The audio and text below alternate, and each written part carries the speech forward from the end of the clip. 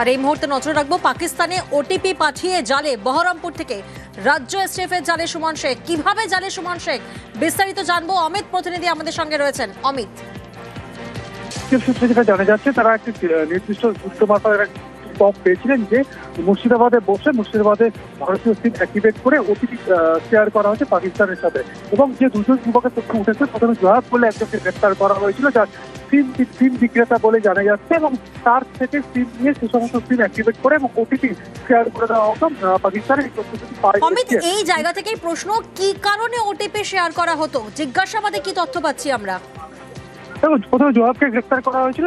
জোহাবের কাছ থেকে সিম গুলো কিন্তু অ্যাক্টিভেট করা হতো তার সিমের জন্য। এবং এই কাজটা কে করতো? এই কাজটা করতো সুমন শেখ নামে তারই বন্ধু। এবং সে একটা সময় পুনেতে কাজ করতো লেট কারখানে, এবং সেখানে কাজ করার সময় পুলিশ সূত্র থেকে দাবি করা হচ্ছে সেই সময় পাকিস্তানের বেশ কয়েকজন নাগরিকের সঙ্গে তার সোশ্যাল মাধ্যম বা ফেসবুকে তার যোগাযোগ হয়েছিল। এবং সেখান থেকে তার কাছে প্রলোভন আছে যে টাকার বিনিময়ে তাদেরকে ভারতীয় নাম্বার তাদেরকে প্রোভাইড করতে হবে। সেটা কিন্তু পুরোটাই হতে হবে ডিজিটাল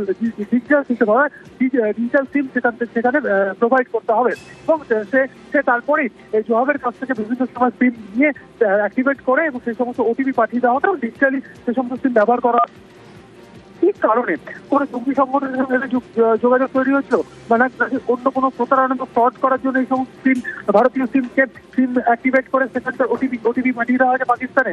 এবং এরা কারা, যে সোশ্যাল মিডিয়াতে যাদের সঙ্গে পরিচয় হয়েছিল দুই যুবকের, তারা তাদের অ্যাক্টিভিটি অবশ্যই কিন্তু এই মুহূর্তে তদন্ত করে দেখা হচ্ছে। কারণ এর আগেও অতীতে আমরা দেখা গেছিল যে বাল্ক অফ সিম কিন্তু আমাদের বিধাননগর এবং কলকাতা পুলিশ এলাকা থেকে মালয়েশিয়া বা ইন্দোনেশিয়াতে কিন্তু বিক্রি হয়ে গেছিল একইভাবে। সেক্ষেত্রে এদের কাছ থেকে পাকিস্তান হঠাৎ করে কেন ওটিপি শেয়ার করা এসব দেওয়া হলো? এমনকি যে আর্থিক লেনদেন বা ট্রানজাকশন হয়েছে সেটি কিন্তু ডিজিটাল কারেন্সি, অর্থাৎ ক্রিপ্টো কারেন্সির মাধ্যমে কিন্তু ট্রানজাকশন হয়েছে। সেই টাকাগুলো কিভাবে কনভার্ট করানো হয়েছে সমস্যাটা কিন্তু এই মুহূর্তে তদন্ত করে দেখা হচ্ছে। তবে মূল উদ্দেশ্য কি ছিল, যারা সিমের ওটিপি যারা নিচ্ছে তারা ডিজিটাল, একেবারে অমিত, মূল উদ্দেশ্য কি কারণে ওটিপি শেয়ার করা হতো? বিভিন্ন প্রশ্নের উত্তর খুঁজছে পুলিশ।